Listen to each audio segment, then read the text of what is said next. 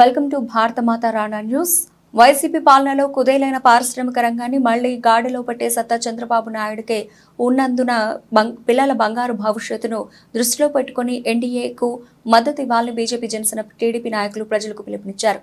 పెందుర్తి నియోజకవర్గం పరిధిలోని జీవీఎంసీ 95వ ward LIC colony comfort home నివాసాల వద్ద ఏర్పాటు చేసిన సభల్లో జనసేన ఎమ్మెల్యే అభ్యర్థి పంచకర్ల రమేష్ బాబు, ఎంపీ అభ్యర్థి సీఎం రమేష్ సోదరుడు శ్రీనివాస్ నాయుడు ప్రజలను ఉద్దేశించి మాట్లాడుతూ కేంద్ర రాష్ట్ర ప్రభుత్వాల్లో మంచి పలుకుబడి గల సీఎం రమేష్ ఎంపీగా గెలిస్తే అనకాపల్లి జిల్లా రూపురేఖలే మారతాయని స్పష్టం చేశారు. తన పలుకుబడితో అనేక పరిశ్రమలను తీసుకువచ్చి యువతకు ఉద్యోగ అవకాశాలు కల్పిస్తారని హామీ ఇచ్చారు. తమ ప్రభుత్వం అధికారంలోకి రాగానే స్థానిక సమస్యలన్నింటినీ పరిష్కరిస్తామని హామీ ఇచ్చారు.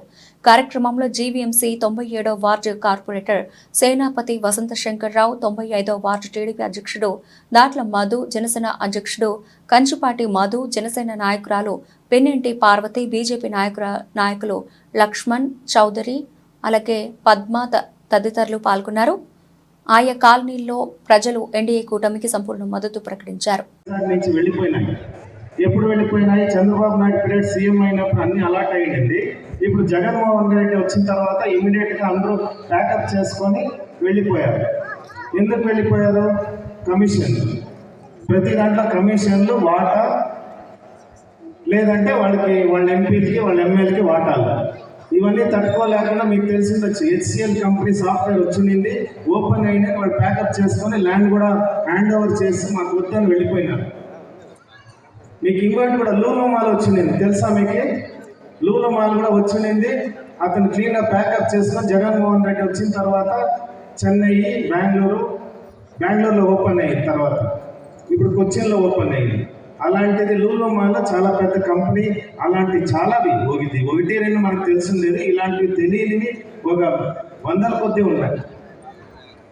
ఇలాంటి పరిస్థితుల్లో చంద్రబాబు నాయుడు లాంటి ముఖ్యమంత్రి రావాలి, మోదీ లాంటి ప్రధానమంత్రి రావాలి. వాళ్ళు అవ్వాలంటే ఇక్కడ ఎమ్మెల్యే పంచకర్ల రమేష్ గారిని గెలిపించుకోవాలి. సీఎం రమేష్ని ఇండస్ట్రీ తరఫున ఏమన్నా మన డెవలప్మెంట్ కావాలంటే ప్రాంతానికి సీఎం రమేష్ గారిని గెలిపించుకోవాలి. ఇప్పుడుండే టైం ఉత్త 10 రోజులే. 10 రోజులు మీరు ఆలోచించి మీకు తెలిసిన వాళ్ళకి అంతా చెప్పి ఏపించి గెలిపిస్తే కానీ మన ఆంధ్రప్రదేశ్ చాలా వెనకబడిపోయింది. వర్స్ట్ స్టేట్ ఇన్ ఇండియా అంటే అయిపోదు ఆంధ్రప్రదేశ్. ముందు కంపేర్ చేస్తాం, మీ బీహారు, యూపీ, ఇంకొక స్టేట్లన్నీ కంపేర్ చేస్తూ ఉన్నాము. ఈరోజు వర్స్ట్ స్టేట్ అంటే ఆంధ్రప్రదేశ్ అయిపోయింది. జనసేన తరఫున పోటీ చేస్తున్నారు, అసెంబ్లీ అభ్యర్థిగా, అసెంబ్లీ క్యాండిడేట్గా చేస్తున్నారు. ఎంపీ అభ్యర్థిగా సీఎం రమేష్ గారు, బీజేపీ తరఫున కమలం గుర్తు. మొదటిది సీఎం రమేష్ గారు రాజ్యసభలో 2 టర్మ్స్ 12 ఇయర్స్ ఆయన రాజ్యసభలో చాలా యాక్టివ్గా ఉన్నారు. తెలుగుదేశంలో ఉన్నారు. తెలుగుదేశము తర్వాత లాస్ట్ బీజేపీలో జాయిన్ అయ్యి ఇప్పుడు ఎంపీ అభ్యర్థి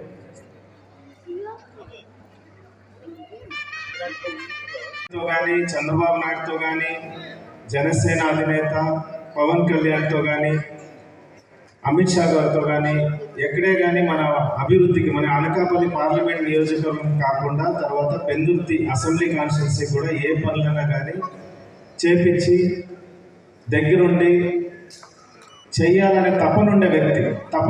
పని పైన ఆయన చాలా ఇంట్రెస్ట్. ఏదైనా పని అనుకున్నారంటే అది కంప్లీట్ అయ్యే వరకు 24 అవర్స్ ఆయన నిద్రపోరు. అలాంటి వ్యక్తి ఏదే కానీ, పబ్లిక్ వర్క్ కానీ, ఆయన ఇది కానీ, ఆ రాజ్యసభలో ఉన్నప్పుడే కానీ, ఏదే వ్యక్తి ఆయన ఒక వర్క్ చేయాలనుకుంటే ఆయన చేసే వరకు కంప్లీట్ చేయాలి. అలాంటి వ్యక్తి అనకాపల్లికి వచ్చి ఉండేది. మోదీ గారి సూచన మేరకు అనకాపల్లికి పోవాలా, డెవలప్మెంట్ చేయాలా. వైజాగ్ ఎలా ఉంది? వైజాగ్ అయితే డెవలప్మెంట్ అయింది, అనకాపల్లి వెనకబడింది. కాబట్టి మీరు అనకాపల్లికి పోయి చేయండి, డెవలప్మెంట్ చేయండి. ఇండస్ట్రీస్ కానీ, హైవేస్ కానీ, రైల్వే లైన్లు కానీ, ఎక్స్పాన్షన్లు కానీ, యువతకు ఉపాధి కానీ, అన్ని ఫీల్డ్లో డెవలప్మెంట్ చేయమని మోదీ గారి సూచన మేరకు అనకాపల్లికి రావడం జరిగింది.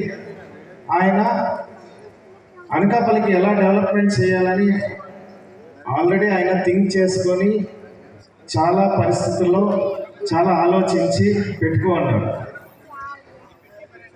కాబట్టి ఇక్కడ పంచకాల రమేష్ గారు ఉంటారు, ఇక్కడ ఈయన చంద్రబాబు నాయుడు ముఖ్యమంత్రి, ప్రధానమంత్రిగా మోదీ గారు, సీఎం రమేష్ గారు అందరూ కలిస్తే ఇక్కడ ఏ పనికైనా అడ్డుండదు, ఏ పనైనా చేసుకోవచ్చు. స్టేట్ లెవెల్లో కానీ సెంట్రల్ లెవెల్లో కానీ ఢిల్లీ నుంచి కానీ ఏ వర్క్ అయినా ఏ ప్రాజెక్ట్ అయినా తెచ్చుకోగలుగుతాం.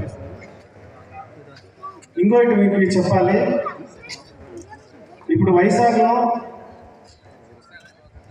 డ్రగ్స్ చాలా అయిపోయింది, చాలా వర్స్ట్. కానీ ఎన్నో తెచ్చాం, అవి తీసేయటమంటారా? ఎవరు వచ్చినా తీరు. ఎందుకంటే ప్రభుత్వం నుంచి ఎవరిని మనం ఎన్నుకుంటే వాళ్ళు మన బాగోగులు చూడాలి, వాళ్ళ బాధ్యత అది. తీసేస్తే ఓడిస్తారు. అందుకని ఎవరు వచ్చినా తీరమ్మా, అది అపోహ మాత్రమే. తీకపోగా బాబు పవన్ కళ్యాణ్ సూపర్ 6 అని ఈ స్టేట్ గవర్నమెంట్ ఒక మేనిఫెస్టో రిలీజ్ చేసింది. దానిలో మహిళలకు ఆర్టీసీ, ఆ తర్వాత 10 నెలల 4,000 ఇస్తున్నామని కూడా మీకు తెలియజేస్తాము. 3 గ్యాస్ సిలిండర్లు మహిళలకి సంవత్సరానికి ఫ్రీ, వికలాంగులకు 6,000 పెన్షన్, 20 లక్షల ఉద్యోగాలు మేము గవర్నమెంట్లోకి వచ్చి నెల రోజుల్లోనే తీస్తున్నాం.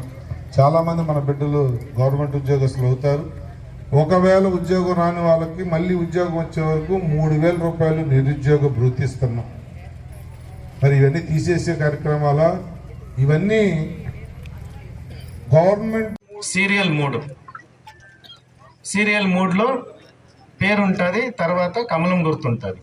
ఎమ్మెల్యే గారి ఈవీఎంలో సీరియల్ నెంబర్ 7 సార్ది పేరు ఉంటుంది, ఫోటో కూడా ఉంటుంది. చూడండి, చూసి గాజు గ్లాస్ ఒక సెకండ్ లేట్ అయినా చూసి కరెక్ట్గా వేయాలని అందరికీ మీరు చెప్పండి.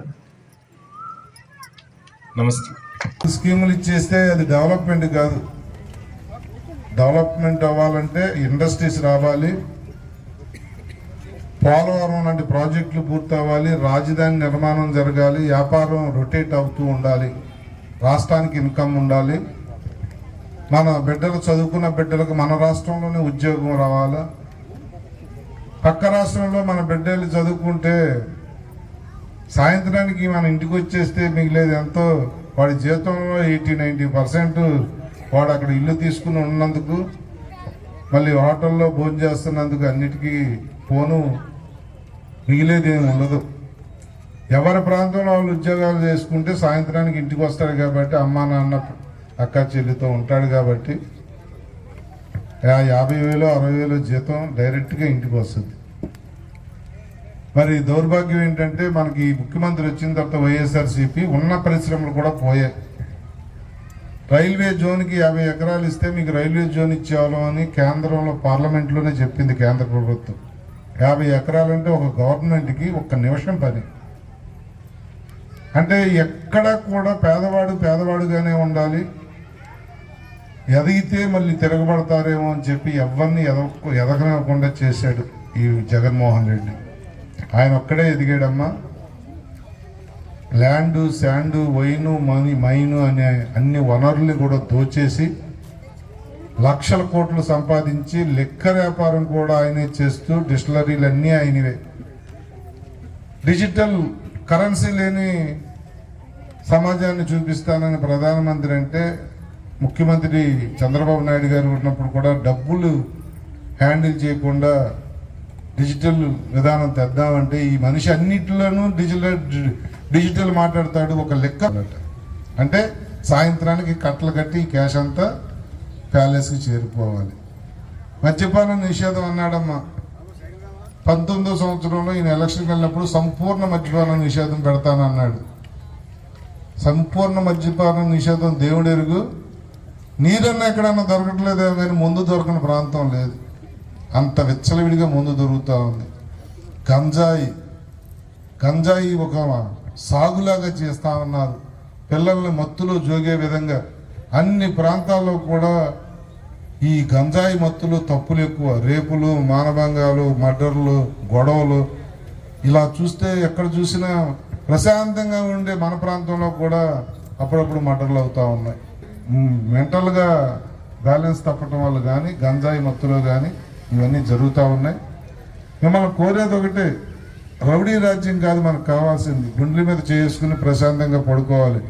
ఆడబిడ్డ అయినా మగబిడ్డ అయినా బయటికి వెళ్తే ప్రశాంతంగా ఇంటికి తిరిగి వచ్చి మనం బెంగపడకుండా ఇంటికి తిరిగి రావాలి. ఇంటికి బిడ్డ తిరిగి వచ్చే వరకు భయపడే రోజులు పోవాలి. వయసులో ఉన్న 30,000 మంది ఆ మహిళలు మాయమయ్యారంటే ఈ రాష్ట్రంలో 5 సంవత్సరాల్లో మరి మన పరిస్థితి ఏంటో ఒకసారి ఈ తల్లులందరూ ఆలోచించాలి. మీకు ఒకటే చెప్తా ఉన్నా, చంద్రబాబు నాయుడు గారు కానీ, పవన్ కళ్యాణ్ గారు కానీ, మోడీ గారు కానీ మంచి సమాజాన్ని మనకి ఇవ్వటానికి ఈ పొత్తు పెట్టుకున్నారు. ఈ పొత్తులో భాగంగా చాలామంది వాలంటీర్స్ మీ దగ్గరికి వచ్చి స్కీమ్స్ రద్దయిపోతే గవర్నమెంట్ మారితే అని చెప్తా ఉన్నారట. ఏమీ రద్దవు. మీరు ఒకటే చాలా కాలం నుంచి చూస్తా ఉన్నారు ఎన్నో గవర్నమెంట్లు. ఒక జగన్మోహన్ చంద్రబాబు నాయుడు గారు ముఖ్యమంత్రిగా ఉన్నప్పుడు నేను ఆయన ఎమ్మెల్యేని. 200 ఉండేది అప్పుడు పెన్షన్, మేము 2,000 చేసాం. అది తీసేయటం అంటారా? మహిళలకు కానీ ఉద్యోగ